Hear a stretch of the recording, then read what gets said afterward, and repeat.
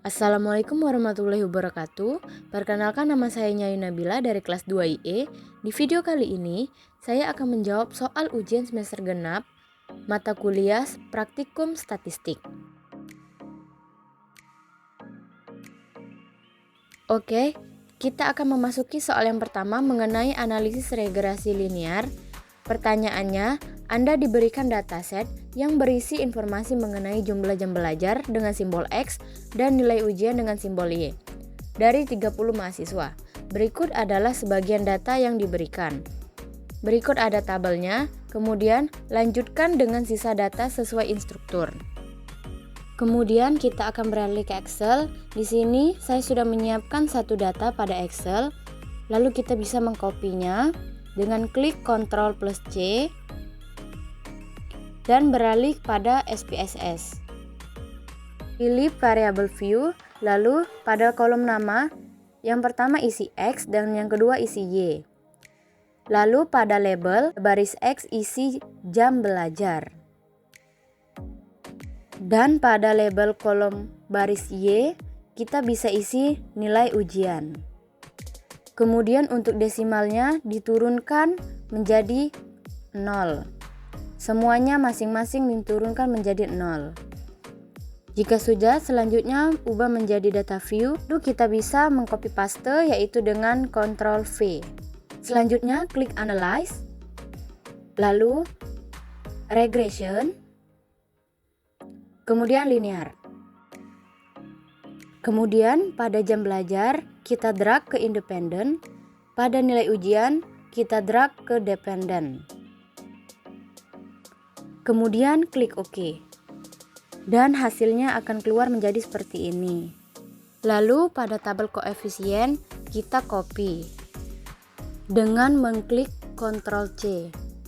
Kemudian kita akan beralih pada Word, kemudian paste pada Word yang sudah disiapkan pertanyaannya dengan mengklik Ctrl plus V. Soal nomor 1, tentukan persamaan regresi linear yang sederhana. Jawabannya yaitu persamaan regresi dengan menggunakan rumus konstanta ditambah koefisien regresi, yang dimana konstantanya itu 41,837 ditambah koefisien regresinya 1000. Jadi total persamaan regresinya yaitu 42,837. Kemudian untuk pertanyaan nomor 2, interpretasikan koefisien regresi linear yang diperoleh. Jawabannya 1000. Jika variabel Y atau nilai ujian diasumsikan dengan variabel X atau jam belajar, maka variabel Y atau nilai ujian akan bertambah sebesar 1000 dalam satu satuan.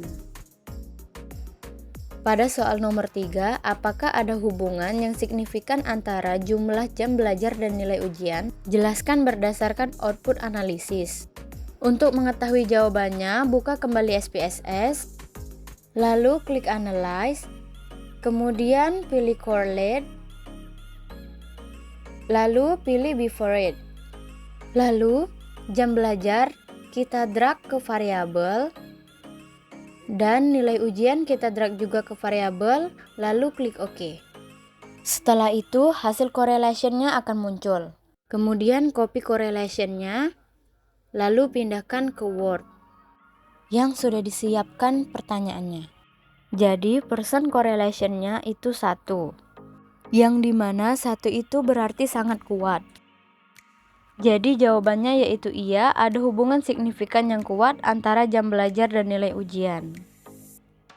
Selanjutnya soal nomor 4, yaitu prediksi nilai ujian untuk seorang mahasiswa yang belajar selama 6 jam menggunakan rumus konstanta ditambah jumlah jam belajar dikali 6, yang dimana prediksi mahasiswa yang belajar selama 6 jam sama dengan konstantanya yaitu 41,837 ditambah jumlah jam belajar yaitu 3,569 dikali 6. Jadi 41,837 ditambah 21,954. Jadi total prediksi mahasiswa yang belajar selama 6 jam yaitu 63,791. Kita akan beralih ke soal nomor 2 mengenai uji hipotesis. Pertanyaannya yaitu, sebuah perusahaan ingin mengetahui apakah rata-rata waktu kerja karyawan per minggu di Departemen A berbeda dengan Departemen B. Data sampel yang diperoleh sebagai berikut. Bisa dilihat pada sampel ukuran Departemen A yaitu 30 dan pada sampel ukuran Departemen B yaitu 35. Pada rata-rata waktu kerja Departemen A yaitu 40 jam per minggu, sedangkan Departemen B 42 jam per minggu. Pada standar deviasi, Departemen A 5 jam, sedangkan standar deviasi pada Departemen B yaitu 6 jam. Selanjutnya B, lakukan uji hipotesis 2 sampel independen dengan tingkat signifikan 0,05 menggunakan software, statistik atau secara manual. Pertanyaan yang pertama, tentukan hipotesis 0 dan hipotesis alternatif. Jawabannya, pada hipotesis 0, tidak ada perbedaan yang signifikan antara waktu kerja rata-rata Departemen A dan Departemen B. Pada hipotesis alternatif, ada perbedaan yang signifikan antara waktu kerja rata-rata Departemen A dan Departemen B. Kemudian pertanyaan nomor 2 yaitu hitung nilai T statistik dan derajat kebebasan. Jadi saya sudah menyiapkan dua data yang berbeda. Lalu kita copy data yang pertama terlebih dahulu. Setelah itu kita buka kembali SPSS, lalu ubah ke variable view. Pada kolom name kita isi X, lalu Y, Departemen A dan B, lalu kelas. Lalu pada kolom desimal kita turunkan menjadi 0 semua. Kemudian pada kolom label X kita isi jam belajar. Lalu pada kolom label Y kita isi nilai ujian. Lalu klik enter dan ubah menjadi data view.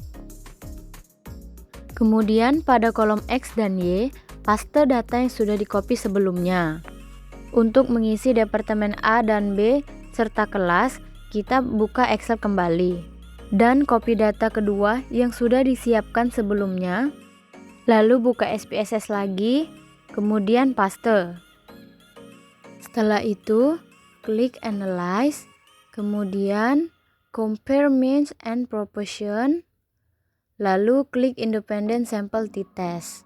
Untuk kelas, kita drag ke grouping variabel, dan untuk Departemen A dan B, kita drag ke test variabel. Lalu klik Define Groups, yang dimana grup 1 itu 1, grup 2 itu 2, lalu Continue. Setelah itu klik OK. Nah, hasilnya akan keluar menjadi seperti ini. Sebelumnya saya sudah mengcopy paste table independent sample text. Jadi jawabannya T statistik sama dengan minus 1,255 dan derajat kebebasan sama dengan 63.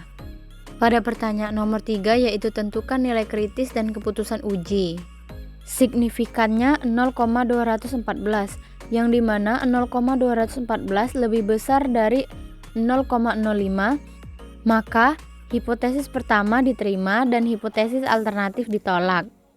Selanjutnya pada pertanyaan nomor 4, apa kesimpulan yang dapat diambil dari uji hipotesis tersebut?